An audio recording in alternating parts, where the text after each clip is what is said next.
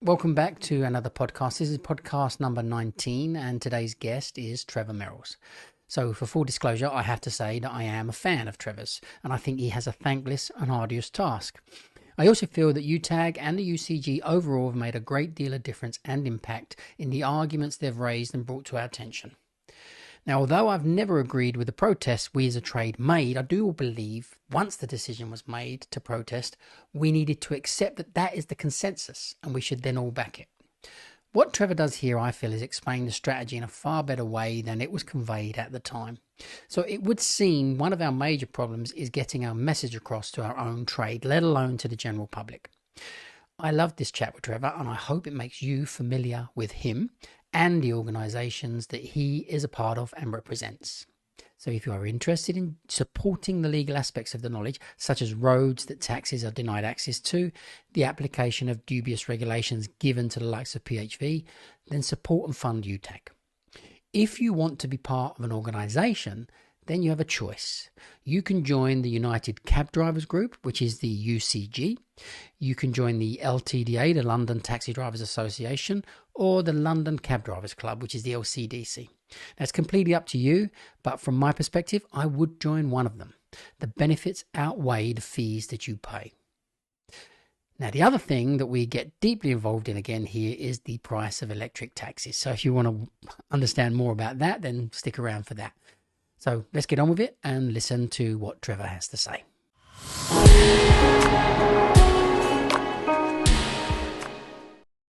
We're here with Trevor Merralls, who is, are you the leader or just the representative of UCG and UTAG? And I don't know the difference of those two. Well, first of all, thank you for inviting me, You're Dean. welcome. It's a pleasure to be here.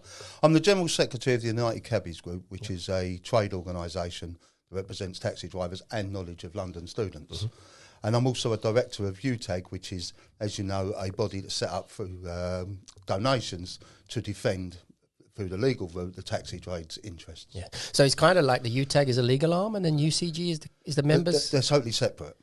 Right. But they're separate organisations started by the same people? Yeah, but it was an idea of the UCGs that we felt that the trade needed to start looking at a legal route to defend some of our working practices. Mm-hmm. But unfortunately, all that comes to money. Yeah. And we approached a stakeholder just to ask, would you be interested in maybe getting a legal opinion? And the stakeholder, and I'll be eternally grateful forever to him, he arranged a meeting with a few stakeholders. And out of that grew UTAG, because the stakeholders understood without us defending our working practices, there'd be no one coming through on the knowledge. And without anyone coming through on the knowledge, they've got no business. Yeah. Yeah. And so we're all in it together. We are, I often say this, we're a family. We're a dysfunctional family. Yeah, not much. But we are a family because because the knowledge of London, the vehicle we drive, and Plying for Hire are all intrinsically linked. So when you go on this journey to become a London taxi driver, you start on the knowledge of London, hence where Wizan comes in. Yeah. But once you've done the knowledge of London, then you need to get a taxi, hence where the stakeholders will come in, your credit card machines, meters, taxis, etc. And your licence, of course, says Plying for Hire. And I would say this because I'm the General Secretary of an organisation. What the orgs give you is a little bit, it's like an insurance policy, isn't it? If you might need them for advice for medicals or parking tickets or whatever, it's there for you. Yeah. Would you say it's a necessity to join? I personally would say so, because I think, what have you got to lose? Because, you've got everything to lose. You've worked so hard to get your badge and bill. Yeah. And you can lose it quite easily through not saying the right things. Yeah. Not giving the correct answer, because TfL will, as a regulator, might ask you a question or might want a medical from you or something like that, and you're unable to provide the information they want. You don't fully understand the implications of DVLA2 and things like that. Whereas we got Angela and Karen who deal with that day in, day out. So they know what the regulator is looking for. They know what you need to ask your doctor for, etc., etc. Yeah. But it's more than just that, though, isn't it? Because we've just recently had a ballot on the UCG membership, and over 85% have voted in favour. We want next year's tariff increase. See, that we, as an organisation, what we do is we put it out to our members. Yep. So let them make the decision, and then that will be our policy. But democratically, putting everything out to people to vote upon sometimes doesn't work. So you're putting selective things out or everything out to be voted upon? We put the important things out. Yeah. You know, we don't need our members to turn around and say to us, you know, should we take, if we're at a meeting with TFL, should we have a glass of water? Yeah. But if TFL turn around and say we want to do X, Y, and Z and bring that in, then I think that only right that you ask the people who are paying £15 a month their views on it, because ultimately it's going to affect them. Yeah. And you say £15 a month, that's for taxi drivers, and the membership for knowledge students is free. Yeah. And what would be the benefit for a knowledge student? What are they? We would defend you if you get any, like, same things like points on your licence and things like that. Anything that could stop you becoming a taxi driver. Okay, so I am pretty unionist in my. And as I got older and became more unionist, I'm going to guarantee that you're probably a Mick Lynch fan. Well, I like anyone who would defend their workers and their members. And I know that the post have been on strike. I know you used to be a postal worker. Yeah, and I was a union official in the post office, so that's my history. So I would be pro the CWU as well. Yeah, and that's probably why you stepped into this role with the UCG. And was you railroaded into this position, or? It's a bit of a boring story, really. What it was is, once again, it was Twitter, and there was a group of taxi drivers. I happened to be on one, and there's the lovely Angela Clarkson, who's the UCG's Deputy General Secretary. But at the time, she's been in the industry over 30 years, and she put on Twitter that she'd never had pie mash. Can you believe it? A Londoner and never having pie mash?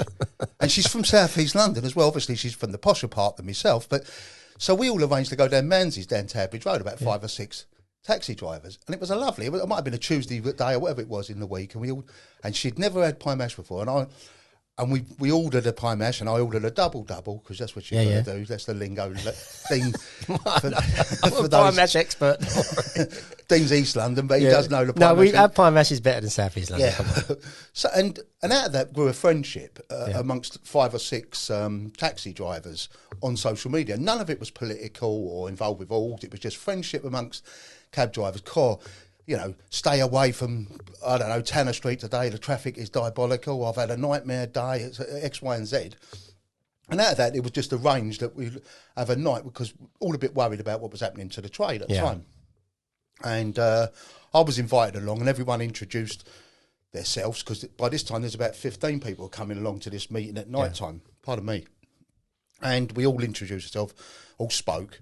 And I don't particularly remember what I said, but I know that it was a bit shocking because everyone just stared at me, which is not the first time that's happened, but I thought, oh God, what have I done now? But it was, and that's how they went, God, the passion what you put into that, because I do care. No, I've noticed that with you all the time, all the years I've known you. Yeah, and with that, someone suggested, well, there was a UCG that was launched around about the time of the Olympics, but it was through no fault of the people involved. It was just dormant. It wasn't going anywhere. It wasn't attracting any membership. So we had a meeting with them, asked for a meeting, and just said, we asked what we need a name to come to. And whatever that number was at the time, the UCG might have had, I don't know, 25, 30 members. And it was an actual own. Yeah. And with that, I become what the UCG's campaigns manager, and I was given the task of organising demonstrations, which is not everyone's cup of tea, I get that, and I get the controversy of it. But of course, eventually our demonstrations were having 10,000 people attending. Yes. And with that, the UCG grew. I became the deputy vice chairman, and then eventually I became the general secretary. I think at the time, did Len Martin start it? He was one of the founders of it, yes. Yeah, because I knew Len quite well. And that's basically it. And then after that, I got the honour of being the general secretary, the leader, which is an honour. Yeah. Absolute honour. And you are enjoying your role, or you're finding it hard? It's stressful at times. Yeah. You do get frustrated because you look at the bigger picture and you worry, and things like the knowledge numbers. The last couple of years, knowledge numbers. They lead to sleepless nights because if you haven't got no one coming through, you've got no long-term viability. Yes, this has been our main thoughts of how we've tried to adapt. We're changing. We're making everything much more online, much more YouTube based. Just trying to stay afloat, really, and come into the modern world. there are changes coming which you are aware of Yeah. because you've had the meeting with them, and I'm aware of. I'm not sure how much we're allowed to speak about them. Personally, let's go back to the protest thing, because I quite like that idea, and I quite like to debate that one. This is going to be similar, I suppose, to the people that threw the tomato soup on the Van Gogh recently. And it's kind of like you're making a protest to save the planet, but you just did it in a way that perhaps you shouldn't do. And this is the argument. How do we get your point That's across? where we have a difficulty being, we're taxi drivers, we're all working men and women, and we're individuals. Mm-hmm. Now, we don't need no trade union to negotiate our pay or our what leave entitlement we've got. Mm-hmm. But we have got issues going on within the trade. And the UCG took the decision that we would go on the demonstration trail. And I think we started off at Oxford Street, and people wondered why we chose Oxford Street. Well, it completely mucked up London buses for the day. Mm-hmm. So you could say that was a bit immature. But you was targeting TfL. Yeah. You was targeting TfL at the time. So the demonstrations, they continue to grow. But because of the size of them, and we're all sitting around in 3 ton of metal, the police, you're blocking the entire London, Yeah. And so the police then started using government measures against us. So I was asked to turn up at Scotland Yard, where I was issued with a Section 11. You was? Yes. Personally or the group? And on behalf of the UCG being the... So the UCGs have Section 11s, Section 12s and Section 15s for incitement. Oh, wow. So we had to take a decision as an organisation that we're going to have to... It was because after 18 months of that, it had worn us out, to be honest with you. What do you think how successful was it at achieving our overall aims of what it was trying to do? Very limited, really, wasn't it? We got a letter into Downing Street. Yep. Because on the back of our grievances, we opened up a bit political there. At the time, the engagement policy was only open to not to everybody, but we got it opened up to anyone who wants to be in it, which is what's happened now. And of course, it led to the Task and Finish group to Parliament. Right. So in that respect, there was. But did we get what we was hoping for or aiming for? The answer to that is obviously no. No. If you had your chance again, do you think we could have done something else? Do you think there was another strategy that we could have took? Hindsight's a treacherous mirror, isn't it? Yeah. So if the trade could turn the clock back, to 2012, what the trade should have done is, rather than say is it a meter or not, it should have gone to court and asked, is this prime fire or not? And at the time, before the public even got a taste of it, there would be, in my opinion, not just by another legal expert's opinion, is there would have been no way you would have lost. Mm. So we can't see that hindsight. But we can. History repeats itself, so we can take our lesson from that we've done, and hopefully, as things go on in the future, we make sure that we don't repeat ourselves with the mistakes that maybe we made. Yeah, but it's frustrating, isn't it? We're very limited in what we can do because we haven't really got much leverage, because the only people we pee off is the general public. Yes, and that's the problem. They are our customers. And it's not as if we're employed by anyone, that the employer gets the grief, and they sort this, your workers out, for God's sake, sit down with them. What do they want? Come to an agreement. Yeah. See, at TfL, it's nothing to do with us. We don't pay them. They're individuals. If they want to block. But what you have, and touch on it, there was I don't know if you're aware, the guys that done Parliament, the guys and girls that done Parliament Square for nearly 2 years. That's fantastic from them. But,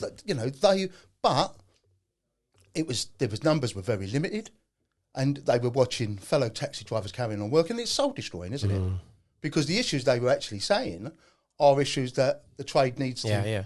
This was another aspect of the problem, is that we weren't kind of united enough. So my view, certainly on the protests, were, if we're going to do that, we need to be in for a penny, in for a pound. It needs to be everybody. You need to show the force. If you're not going to do it, and they've got us split like the Palestinian Liberation Front of People's Front of Judea from Monty Python, once they've got us split. Well, yes, I mean that's one of the names that's been thrown at the UCG over the years. 12 nutters in a calf, the People's Front of Judea, and now we're apparently a cult. But the trade is like that, isn't it? Because it's awful like that. It's absolutely awful because there's no unity. Mm-hmm. But I might say, as the UCG might have a thing that this is our priority, but other people say that other things are the priority. But what we should do, and I've often advocated this, is agree. Let's all meet, and what we agree on, we all agree on, and work together on them. What we don't agree on, push to the back at the moment, because whether we like it or not, it's not about my ego or anyone else's. It's the facts of the matter is, the stark reality is that we got no one coming through on the knowledge. Yeah. And without that, we've got no long-term viability. Yes. Now, this comes down to then the strategy of TFL, and I've been thinking about this for quite a while. They had two options, which were to make the knowledge easier and pass people out quicker, which would encourage people to join on and start doing it, or not score the people that are on the knowledge to keep them on the knowledge longer so that they've still got a job for the people they want to do. How long have you been out now? Oh, 56 was my first cab. So what's that? 16, 17 years? 16, 17 years. And so that's like, me and you must have known each other now for 20 years, nearly, thereabouts. And how old are you now? Oh, an old man. I'm a fat old man. I'm 58 now. 58. We were young men back then, Trev. I don't think I've ever been a young man, Dean. I've just been Morrissey fan and proclaimed just been a million. Well, your hair was the same colour, but it was longer. Yeah, well, now it's just wash and go. It just goes after the shower. But you still look healthy and I try my best. Yeah, I am. I'm going to skate this week, definitely. Maybe a couple of times. I like to skate Victoria Park, and I still go to Romford Elm Park skate park, and there's a nice indoor one if it gets too cold at Barking.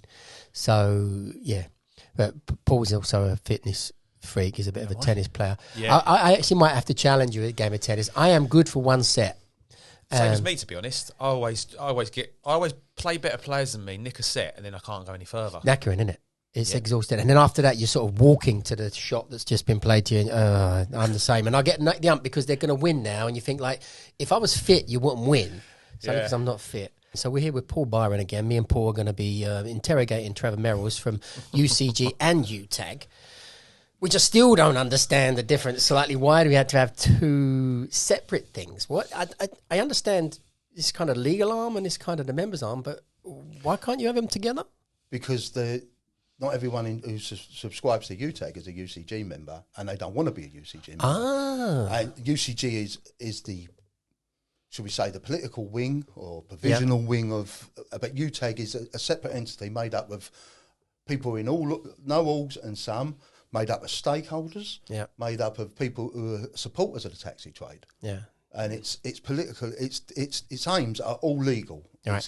It doesn't get involved in the politics of the trade, or should we, things like the age limits, or it's not right, they won't get involved in the knowledge. Its sole purpose is to set up to defend the working interest of the taxi trade. Hence why the Bishopsgate, which is still raw, because how the hell we can win as a trade and lose. We won 7 out of 10 with no refusal. They refused an appeal. They got an appeal, and it was turned over. We lost 10-0. I mean, and then we got refused permission for the Supreme Court. So if you were cynical, you would say that that's hardly British Justice's finest moment, and you could say that British Justice is the best that money can buy. Yeah. Are we cynical as a trade? I think we're I've not noticed it.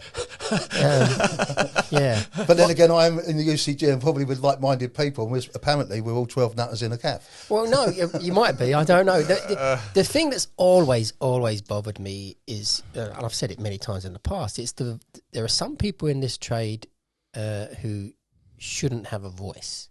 And if you want to have a voice, then if you're not a member of a trade organisation, you can't really then say, the organisations are bad, but you're not a member. You can't really stand up and say you know better if you're not doing anything, if you're not being part of anything to make something better. And there's a lot of people in this trade that are Twitter screamers and shouting rubbish and abuse at loads of people for everything. And it's always bugged me that so many unarticulate morons in our trade that shout things and think they know better. Yeah, and I think that's probably the reason why we've got quite a few different unions. I might be wrong in saying that, but... Well, we did talk about it before you arrived, the People's Front of Judea and the what is the other one? We're a cult. where the UCG over the years has been called the People's Front of Judea, 12 Nutters in the Cave. Yeah. Oh, okay. This is a tax on the UCG. Yeah. Right? And now we're a cult. I mean, what we'll be next week is... But getting back on your point there, I mean, I do understand the frustrations that cab drivers might feel.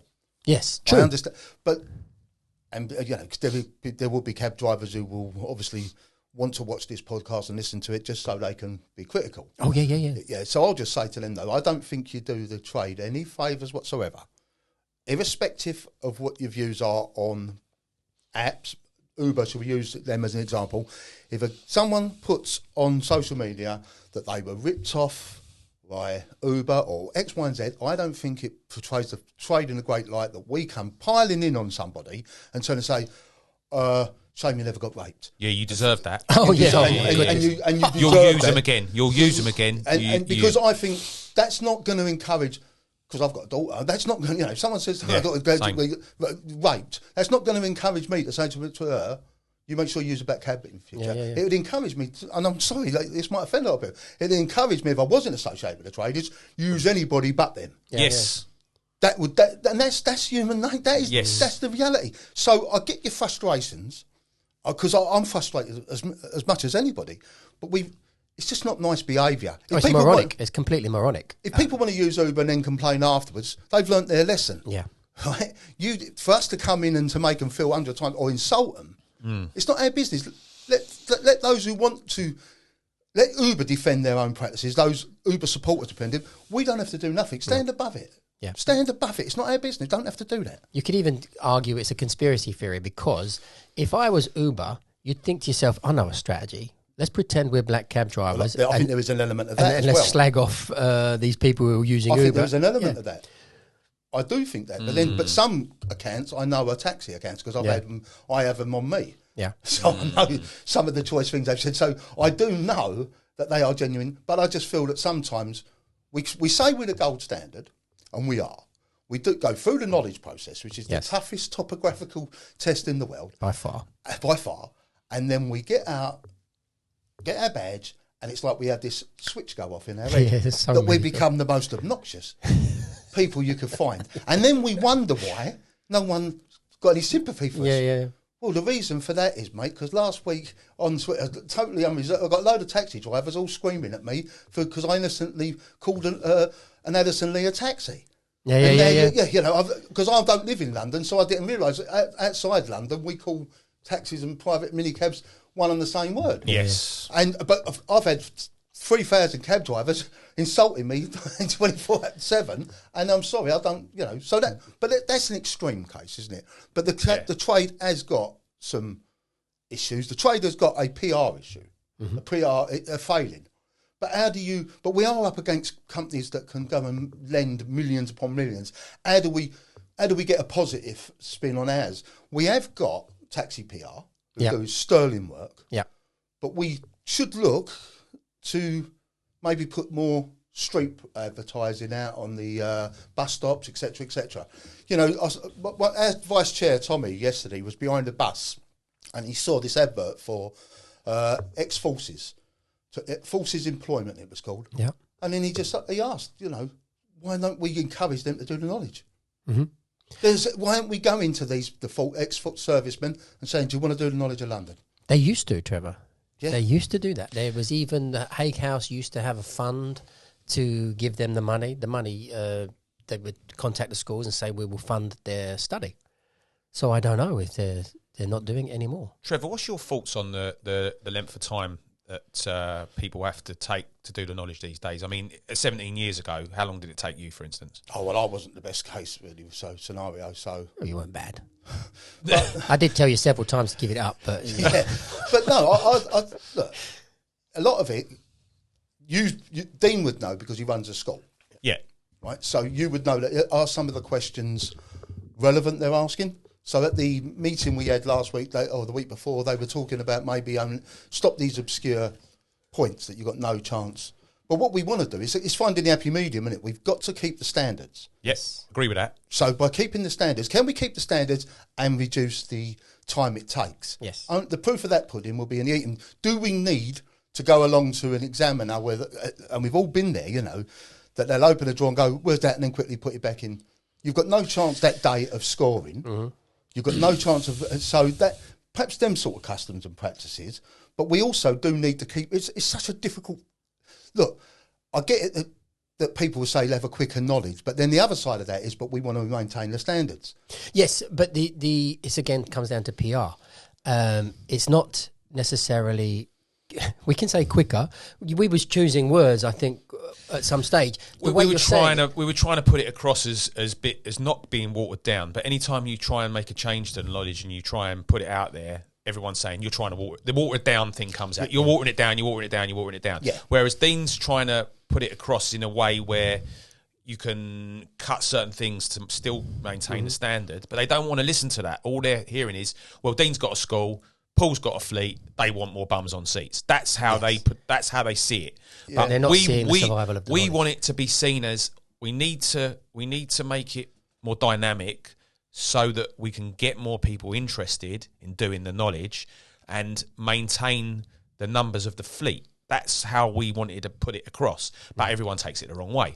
So this is why we need people like yourself to say, but that's a lack of communication, isn't it? I mean, because no one's interested in communicating it. Well, that's the problem. And I hope this doesn't come across as a criticism, but I think it might have been about a year ago. Wizan done was it YouTube that there was going to be some changes to the knowledge, and I think it was about the suburban ones. Yes. Yeah. Right. So I'm just thinking. Yeah. And we got inundated. Have you seen this? We knew nothing about it.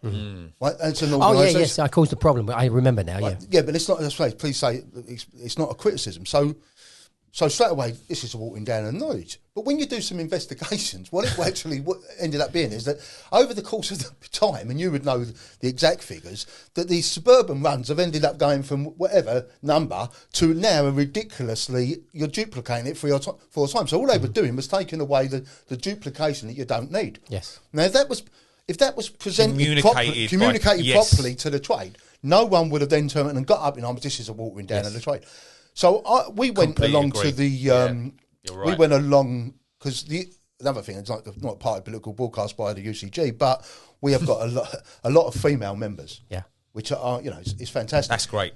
But the reality is, it's a fantastic. I think the taxi trade, the job is a fantastic job anyway. But if you're a lady who's got kids at school, it's a fantastic trade. Yeah, we need to get them involved more. You could, and there's a market there, where, that we're missing out on. But Karen, who's our chair, she went along to a couple of knowledge schools to just watch what they were doing, because we were in all these things that are watering down on the knowledge.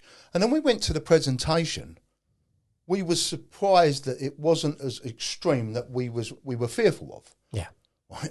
But the testing that pudding is going to be the eating, isn't it? And I believe, and in my opinion, that all the time we allow this sort of blurring, that people can work exactly the same as us without having to do the knowledge via app technology, then you're not going to encourage people to do the knowledge, because you can do the same job as me in 6 weeks paying for £300. Yes.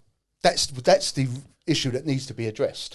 But the thing is, Trevor, we've been in this situation now for what, 9 years of Uber been in town? 8 years, 9 years? Uber were licensed in 2012, so 10 years. 10 years, right? So all that time's gone by and they're still here. We're not going to get rid of them. They're not going anywhere. They're not going to change the licensing. I know we're in court and we're trying and I absolutely support it. But we got to be looking at how we react rather than we try and the court cases and stuff like that. How are we going to do this rather than trying to take them to court? What other ways can we deal with this situation? By being better at what we do? Yes, that's what I'm saying. But but our good, we can only be, we are the best anyway. We are. How do we get much better? Because there's a couple of things, they're undercutting us all the time, so we can't compete with them on. No, we never want to do that, and we never want to. No. I mean, I will come on to, because I don't want to deviate, because I want to answer the specific point, but then we can come on to about the vehicle, which is a lovely vehicle, but the price of it, But if you take, no one's looking to get Uber banned, because we've had minicabs in London for years. They've been licensed for a number of years now. No one's looking for them to get banned, but if they work, taxis are, as we all know, and people out there studying away want to become taxi drivers, and when they get that licence and they get their badge and bill, it says licence to ply for hire, which is the immediate hire. And all London. And all London. All London, but it's an immediate, Plyfire is the immediate market. And minicabs, as they were traditionally known, always worked in the booking market. Mm-hmm. So the reason they didn't have to have the same topographical knowledge as us is they tend to say because I've got time to pre-plan their route, etc. Uber's come along and acted in the immediate market, acting like a ghost taxi. Yeah. Because you can get them immediately. They even call it an e-owl. Now, if you look at the Oxford Dictionary's definition of an owl, it is what the taxis do. They drive around waiting to be owled down. So they're acting. So I say, in whose market is the blurring occurring? Because I'm licensed to Plyfire all London, and I can do pre-booked because I'm qualified enough. Minicab, private hire, are only licensed to do pre-booking only. They're not licensed to be immediately hired, hence they don't have to do our knowledge. They have to drive the vehicles we have to drive. So there's a blurring that's occurred. Yep. So is the blurring in our market, or is it blurring in our market where they're neither licensed or qualified to work in, or is the blurring taking place in their market that we're not licensed to work in? Mm-hmm. See, and that's the crux of the matter, because it's a traditional British way of doing things that we just let the market forces dictate. Well, market forces, we're a regulated market for a reason, and that reason is to protect the public. Yes. For no other, it's not to protect me, you, or anyone out there in our livelihoods, it's to protect the public. So what would happen is, by allowing them to perhaps, or private hire to just bring it down to one tier, standards will naturally drop. Eventually, something horrendous will happen to the public, and some bright spark will get up and go, you know what, we need to regulate this. Yeah. But you've already got it regulated. It's been regulated for hundreds of years. You've just allowed technology because, and you know, it's easy to criticise TfL, and I've done that over the years, but in a bit of a defence for them, they was put under political pressure, wasn't they? And let's put it like that. And then, you know, the vehicle we got now, the taxi trade was right to want to, you know, to go clean. No one's going to dispute that. But we should have been given a bit of a longer time to achieve that. How much longer? Well, the legal advice I've received is quite a number of years, because the furniture was not ready. The vehicle wasn't ready because you just told LEVC that from 2018 they've got to go electric. So we're paying, and you would know this better. Yes and no. What I will say is, because they weren't ready for a fully electric, they went hybrid. It's a hybrid. Yeah, it's an hybrid that we're paying. If you looked at what's the latest figures, I think it's at 94,000 with interest with the £20,000 balloon. That's not anything to do with the vehicle. That's to do with interest rates. Yeah, but right. So what I'm saying, the interest rates have gone up big time. We all know that. Yeah, but it's 4%, isn't it? I mean, I'd have to have a look at what they say. The interest rate, the base rate is 2.25. Yeah, but you've also got. So what I'm saying is, you've got the 20,000 balloon at the end of it. So we've got an hybrid that can. So it's running on petrol. Mm-hmm. Because of the rush to clean. Yeah. It's running on petrol and electric. Yeah. But it's got a range of about 63 miles. Correct. I know, so I drive one. Right. So it's got a range, and in the winter, of course, in real terms, when the heating's on and the radio's on, 40 miles. Yeah, exactly. Yeah. So we got that, but we are paying what we're paying for it. Yeah. With the furniture, the infrastructure is not there in London. It's just not. Yeah, you're talking about charge stations. Stations, stuff like that. Mm-hmm. We got no other choice, really. Yeah, we've got no other choice. Right, so I'm saying, but our competitors working in the market, i.e. private hire, they've got a choice of 6, 10, and if you look at Volvo, who own LEVC, is it the XC model they've just bought out? It's got a 230 mile range. Now, if a 230 mile range or an 150 range, you could do a day's work in the electric cab. And I love the electric cab. I'm not knocking it. All I'm saying is that the trade should have pushed back and turned and said, yeah, we want to go on this journey with you, because, of course, we don't want to poison ourselves. Yeah. But we've got to be given a little bit of time. LEVC wasn't given a lot of time to develop the vehicle, hence why it's an hybrid. And whilst at the moment we all trying to say diesel, once diesel's been eradicated, the next thing they must come from, as day follows night, it'll be petrol, won't it? It had to be a hybrid at that point because of 2017. We wasn't ready. 2016 is when we first started developing it. It had to be a hybrid because at that point, the technology wasn't there. The technology for charging infrastructure wasn't right, which you're quite right about. So that's why they went with a hybrid. So that the idea was that the urban mileage would be sufficient, so you'd get 60 miles, which you could probably do 7 hours shift on. The rest of it you'd have to either recharge if you lived in town. If you lived in town, or if you don't live in town, they're quite happy for the petrol to be pumped out into the countryside, right? That's why they developed it like that. We don't know what went on behind the scenes. So none of us were party to conversations on why we couldn't wait any longer and go fully electric later. That's the legal advice that we've had.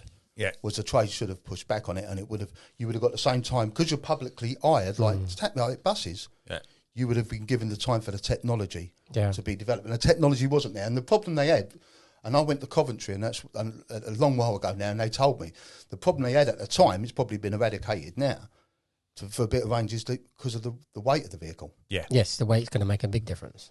And they at the time the technology wasn't there to give a. It is now. It is now. Yeah, the technology's there now. It is. You got bigger vehicles than. So as you said, like when they said, ranges. In 2016, we was told as a taxi trade, you're going to be from January the 1st, you're only going to be able to have an electric capable vehicle. Yeah.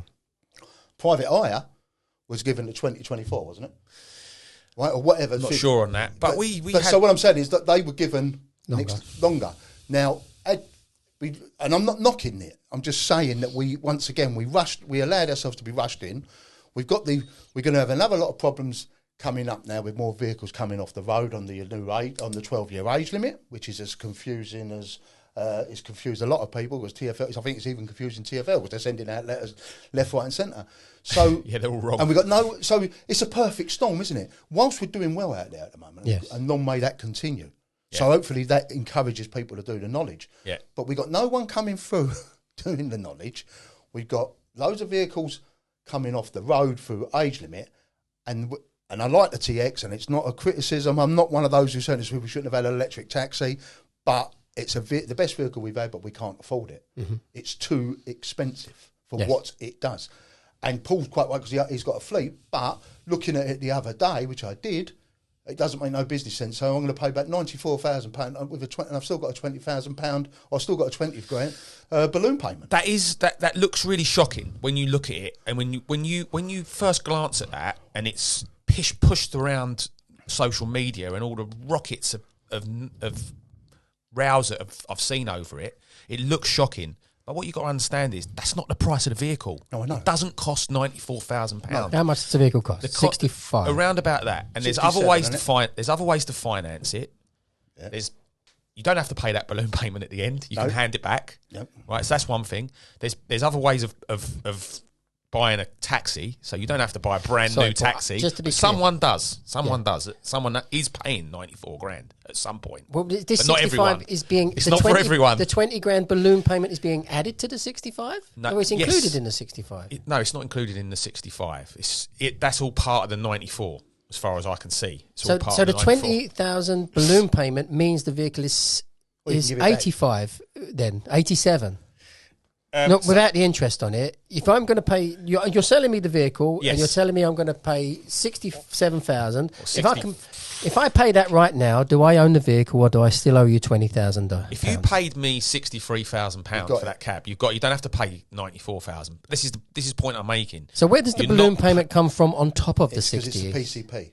Or it's a PCP if you buy it on a balloon. If you buy it on a HP, that's a completely different deal. Sorry, PCP means nothing to me. Lease. Personal contract purchase. Okay. So it's like a lease, what Trevor said. Like at the end of it, you can either hand it back, don't pay that balloon, so you don't go up to the 94 grand, and someone else starts buying it again. I'm still confused. So if I'm confused, someone else is going to be confused. If the vehicle is priced to buy off the showroom at £67,000. Yeah, roughly. Right, I buy that, and I buy it on a loan. Yeah. Then all I've got is that plus interest. Yes. All right. Where does the balloon payment get added to that? I don't understand. So at the end of the term, 5 years, because they do it over 5 years normally. Yep. At the end of the term, you get a choice. You can either pay the guaranteed future value of the vehicle, which will be around about £21,000, right? Or you can hand it back. Right. And then you don't pay that £21,000. Why do I need to pay that? I bought the vehicle on HP. Well, I've just got it up now, the latest, what they're saying. So the cash price of the vehicle is £73,831.80. Currently, so it's gone up in price. Yeah, it's gone up. Mm-hmm. You then got, if you put down a deposit of £2,000, and you take the government grant of £7,500, it brings the vehicle down to 64,331. Right. That's your credit. That's your cash price. Yep. That's your credit at the moment. And then you've got your interest, which is, what's the interest at? 4%. But the APR makes it 9 0.4. So total payment is £94,262. If you're paying the interest. Yeah, that's over 61 months. Is that a HP agreement, Trevor? That is the credit. It doesn't. Sorry, This is the thing, so it doesn't make it clear. That's why I'm saying that's a bit of a shock. Yeah. Shock news thing But where you don't have all the details. Not making There's it so clear. many different ways of doing it. Yeah, of course there is. There's so many. Well, the issue is, and everyone will have to make a business decision whether it's viable for them. But it's an expensive vehicle because it was rushed. There's no competition for it. Whatever your views. I mean, I personally I don't want us to lower our standards and allow any vehicle to be a taxi.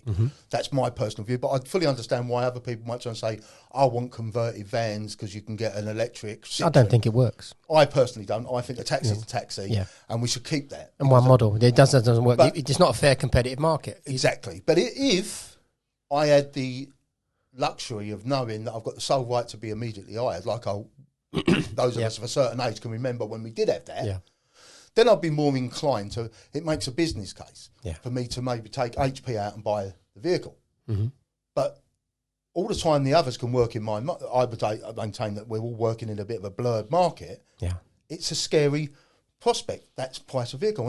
And that's what I'm saying, that the advice we got is that whilst the taxi trade should have been given longer, like the buses was, like the private hire industry were, but we wasn't. And we've been used by, you could be cynical and think that we've been used a little bit by Volvo as a guinea pig, because it is Volvo technology in the TXE, and now the Volvo, and there's no justification in the world that whatever you say, even if the taxi's £67,000, let's put it down and say it was only £55,000, it's only got a range of 63 miles. Yeah.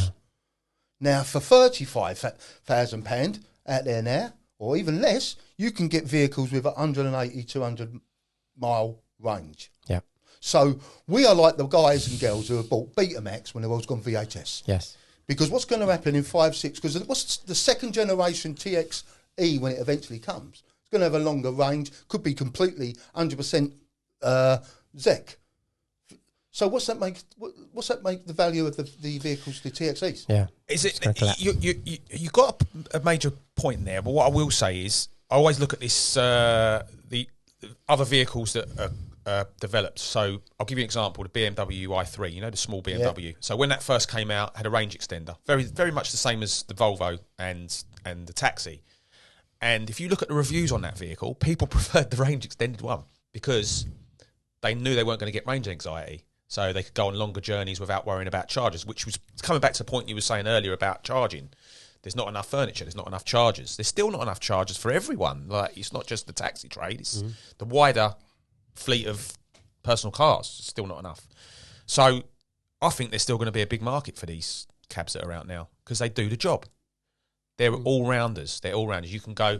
I've been up to Manchester without charging. If you had to go on a roader, for instance, you would always be worrying about charging. This is why the Dynamo didn't take off, because people knew that 150 miles or 120 miles in the winter for that vehicle is not sufficient.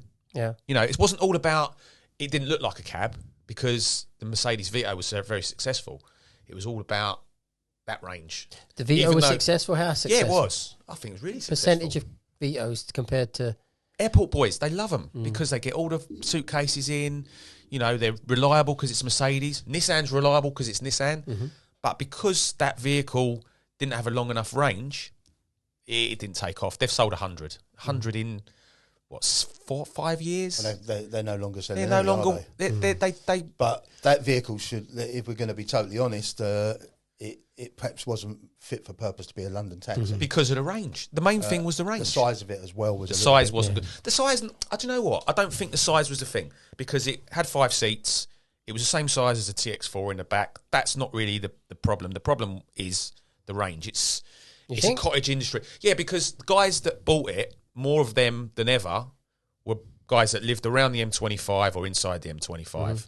I know plenty of them. And that's why they bought it, because they knew it would be good enough for a day's shift for them. Whereas the guys that own the LEVC, a lot of them live out in Harlow, Kent, lots of southeastern drivers, lots of northeastern drivers.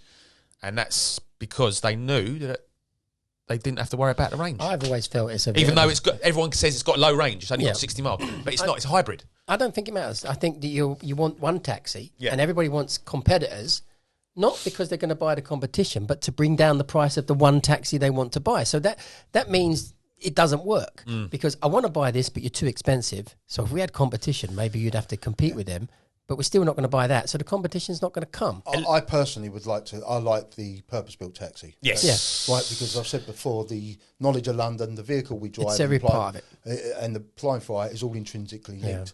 Yeah. But we cannot get away from the fact that the vehicle is very expensive. Yes, it's expensive, and as you said, it hasn't. It's not got a great range. Now, because we've settled quickly and took this taxi and we've started using it, it kind of puts a Band-Aid on it for them. They can actually go on longer and longer before they come out with better technology to give us a better taxi. Yeah. Whereas if we had held out, they would have to have been quicker with the better technology and we'd have had the better taxi earlier. We would have the legal. QC told us that he believes that if we would have challenged it, we would have been given longer. We could never, and quite rightly, because the world needs, the air needs cleaning up. You're never going to be able to turn it, and nor should we be arguing that we should be driving diesels. No, it's terrible. And we've lived it. It was terrible. Right, so no one's saying that, but what you could have certainly said is you're unrealistic in 2016 to say to the taxi trade from the 1st of January, you can only buy an electric vehicle. Not only was it unrealistic, it was unrealistic as well to turn and say by 2020, 9,000 of them would be on the road when you didn't know the price. So at the time, I think, and don't quote me on this, but I think approximately a TX4 would have been about 45,000 pounds. To be fair, £45,000. So we're making a decision in 2016 of a vehicle that's £45,000. Oh yeah, we could definitely have 9,000 on the road by not knowing that this vehicle is going to come in at 57,500.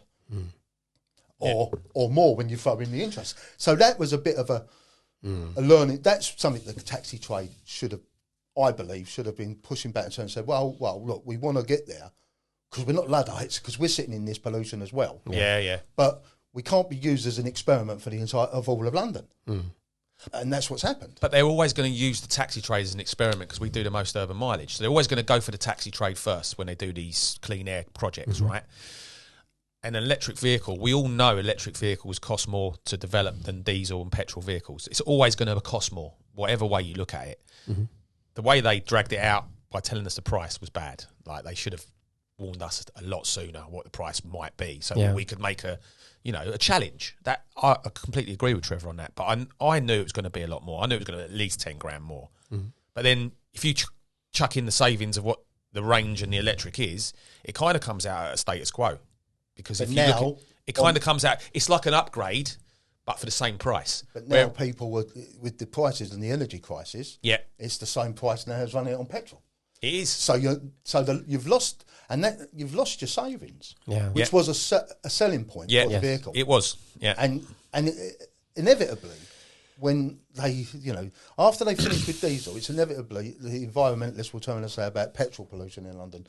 It's because that's inevitable. And where's that going to lead the trade? So it's also inevitable, as day follows night, that the next taxi will be an 100% ZEC, it'll be an electric vehicle. When is that, though? When is that?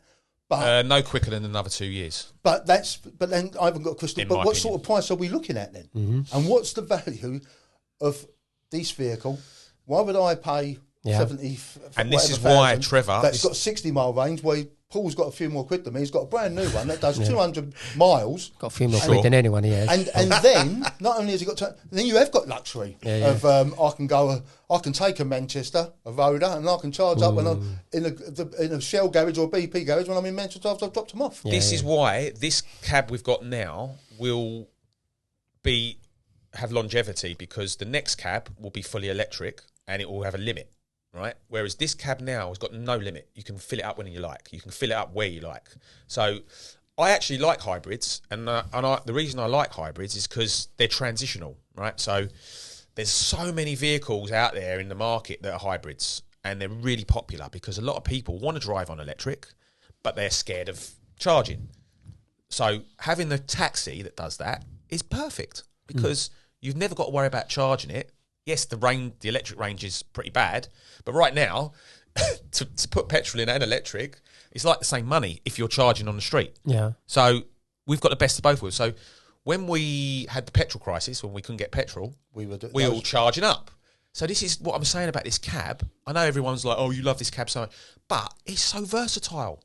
But It's so versatile. yeah, that's all. And you drive it, Trev, so you know that. Yeah. And as I say, And do you own it? Yeah. No, I don't. I rent it. Yeah. I can't make a business decision. I cannot make a business argument for owning it because it makes no sense. Because then I've also got the running costs and insurance and everything else. Makes absolutely no for me. But other people's financial situations, Yeah, we're all different. Yeah, right? yeah. But for me, I can't make it because I prefer to be an owner. Yeah. But I can't make a bit of business judgment to own this vehicle because I think it's too much money. Yeah. For what it is. And then, as I say, but eventually though, because the vehicle is zero emissions capable. Yeah. Zero emission. And so I asked TfL a number of years ago, so you can't get lower than zero. So what's the lifespan of the vehicle? What, you mean the battery? I'm talking about the vehicle, because make no mistake about that, they're going to come for it because it's hybrid. Yeah. So people are buying it and it is a lot of money. And I remember then you had the old Fairway. Yeah. So it's a long while ago. I like a Fairway. Right. So yeah, you liked it. Beautiful. And, I love them. And what was you used to say? You used to say the best thing is to buy a second-hand cab. Yeah. And then because it don't cost you a fortune, keep it maintained, and that's a sensible business way of. That's how you like to do your business. I remember you saying it many years ago, so I've got a good memory in that. Well, I used to pay about £7,000 a cab. Right. So, but you knew when you was buying that, as long as you had it maintained, and as long as it was roadworthy and in good condition, you could have that cab for forever. Yeah. But they moved that, they changed that. When was it longer than 15 years then, guys? Recently, isn't it? Yeah, but when was the age limit longer than 15 years on a diesel cab? It was forever. There was no limit. There was no limit. When did it change to 15 years? Well, I think it must be, don't quote me on this, it must have been about 2016, 2017, mustn't it? No. Oh, that was a different change. That changed twice. No, you're going back even further. I could be 15, 20 years. You'd have to look it up to find out. Yeah, I'd have to, on the top of my head. But what I'm saying is you'd buy a taxi, and as long as it was roadworthy, you had it serviced, you could have that taxi. Because a lot of people... Is that why the overhauls were really strict in them days? Yes, yeah. Because they had to make sure that they were... Well, the overhauls should have been strict because we're publicly hired vehicles. Yeah. But they should still be strict, in my opinion. Yeah, and no one's saying... No, now someone's earning money out of everything in a different way. The way that money was earned back then, it wasn't earned, basically. But so the point I was going to try to make is that you could buy a TXE second-hand, because most people are not going to have the 20,000 balloon payment. Yeah. But it's okay, though, because forget the fact that I'm paying whatever it is, I've paid you back over 5 years, you can have the vehicle back. Yeah. And I might well go into the showroom and say, you know what, I'll buy that 5-year-old vehicle. Yeah. But the goalpost could be moved whilst I'm paying, because they still want 32, 34, whatever they want for the 5-year-old vehicle. And during the course of the term that I've got on HP, the goalpost could be moved, and that vehicle might only ever... I'm not saying it would. Lifespan. The lifespan would be reduced. And what is the lifespan currently? 15. Well, 15 at the moment. 15 on a ZEC, On an electric vehicle... It runs on petrol. It's the only electric vehicle that runs on petrol. Hybrid. But it still It's a hybrid. It still seems to me that that is not a very green policy. That's my worry. That's not very... And so you'll think, once they get a full electric, then they'll think, oh, now we have a full electric, but we'll give you... You'd have to give a full lifespan. You'd have to just say the vehicle is running, it stays running. But where does that leave you if you're in the TXE? Because I think they reduced them. And were they such an expensive vehicle to start with, a lot of people are going to buy them second hand, and they're going to be over the 30,000 mark, and they're going to be those that have been returned because people couldn't pay the PCP or didn't want to pay the PCP. So it'd be a 5-year-old vehicle. Yeah. And because it's sort of a newish vehicle, we haven't had an influx of batteries going on them yet. Ooh. How much were they? We have. But I know a little bit about how much about. I've only heard from the Twitter sphere. No, I was told by £20,000. Well, I was told a little bit less than that by a garage, but that's not the point. Is all them as the vehicle gets older, all them problems are going to. So you've got to look at other electric vehicles to worry about the battery. So at the moment, while the vehicle's under warranty, we don't worry about the battery unless it was damaged by misuse, which is very unusual, right? So once the battery runs out of warranty, which is 5 years, we're hoping that the battery comes down in price. It has to, because we're looking at history of other electric vehicles. The batteries have come down in price because they've got more efficient, right? So I don't think we need to worry as much as what people are worrying about on the battery. That's my view on. Okay, on you think in 5 years' time, if it's £20,000 now, which is under warranty anyway, won't be as much as that. It won't be as much as that. No, Then, and you get an extended. You can get an extended warranty. They're already selling extended warranties up to 8 years now on these vehicles. well, let's To make them viable, because like Trevor said, they're still going for £30,000 and 18 plate vehicles going for. So the only way to get that value is to extend the life of the warranty, because they're viable for another warranty. Okay, so let's look at the finances on that then. So you got a 4-year-old vehicle, 2018, is selling for what? About 30 to 35. About 34 is about the average, about isn't it? 34. So going back to my idea of buying second hand, it does look more viable to buy a £30,000 taxi than to buy it brand new. And but you tie yourself into an HP agreement because because 30,000, not everyone's got 30,000 straight. So when you was paying 5,000 or 6,000 for a vehicle, you might be able to pay that cash. yes, there always was. I always bought it But outright. 34,000. You got a little bit more difficulty. Yeah, so then you take that, and then all of a sudden, I'm not saying it would, but if the goalposts are moved again because it also runs on petrol, that all of a sudden it's a 5-year-old vehicle. You're leapt into a 5-year maybe HP agreement. That's bringing the vehicle up to 10 years. And by the way, when you finished it, it's only got 2, or it might only have 2 years left. Yeah, It's who's going to want to go and pay. That's the question. And I mean, that's where we're in a flux. But I'm not anti-TXC. Have we changed much, though? This is my question. So you're saying all that, and you're right in what you're saying. But are we still any different from where we was? So where we was $2 to $3 grand a plate when it was diesel. It was fully diesel, $2 to $3 grand a plate per year. It's still the same. It's still no different, because there's still plenty of diesels out there. There's still 9,000 diesels. Oh, if you want to buy the diesels in the diesels. fleet. Yeah. So you still buy the diesels per year at £2,000 to £3,000 a plate. Yep. Or if you want a semi-electric hybrid, you buy one with 12 years or 10 years plate, which is going to cost you 25 to 30 grand next year. So it's about where the are same. we? Yeah, it's no different. Yeah. Nothing's really changed. So- The only thing that's changed is they've taken 3 years off to try and speed up their clean air policy, which has upset a lot of people, and rightly so, because they thought that when they bought that cab, that's what they're getting. But it's done, and when they did it, they offered the opportunity for the whole trade. Whether the whole trade got it is another matter. I'm not sure on that. To do a scrappage scheme, or what they call it, a decommissioning scheme. Yeah. So they was all offered a decommissioning scheme, and they had a lot of money, didn't they? where they was offered £10,000. I took a couple of these. We got £10,000. And and that's for the plate. So you hand the plate back to TfL, and they give you £10,000, and then you can do what you want with the cab. So you can't fly higher. Can't be a but you cab can in sell London. it to another region. Mm-hmm. We got 4 for one and 3 for another. So we ended up with 14,000 for one, 13,000, which wasn't really that much different to the value of the cab. Yeah. So people had that opportunity. I know a guy that he wanted a TXE. He wanted a new TXE. He put his 15 grand down, what he sold. He put 10 grand in himself. And I think he said he borrowed the rest, and he was freehold within 3 years on that cab. So, it's not the end of the world. That's what I'm saying. Then if you don't have that, if it comes to about 90,000, you've got 15 years? You've got 15 years. At the moment. So you've got to divide that 90,000 between 15 years, which works out exactly. If you keep the same vehicle for 15 years from new, and paid around £90,000 including interest, the running cost for the vehicle will be £115 per week, £500 per month, £6,000 per year. This does not include insurance or maintenance. But I think it epitomises the bigger problems the trade's got. So if you take the vehicle, and Paul's quite right about you could do the scrappage scheme. Yeah. But if you look at the demographics of the age of the taxi drivers, a lot of them in their mid to late 50s did not want to scrap their vehicle that they've still got to then take on that level of debt, because their idea was, as I reach past 62, 63, I want to work less, not more. And also, so that's the problem with the trade. We got no one coming through to take their place. And then also, when we all used to buy, you took a decision. I was always a buyer, Masha, but other people chose to rent, right? But we only had approximately, and don't hang me on this, but approximately 56,000 licensed minicab drivers. Mm-hmm. In the meantime, we've now gone over 100,000 of them, all working in our market. So the security to go and buy... Scary. It's scary, because would I want to... When it was 40 or 1,000, I had the monopoly. Yeah, I'll buy that on HP over 4 or 5 years, and I'll own it outright. Then I've got it, and I'll keep it maintained. I have a service regular, and I haven't got no worries.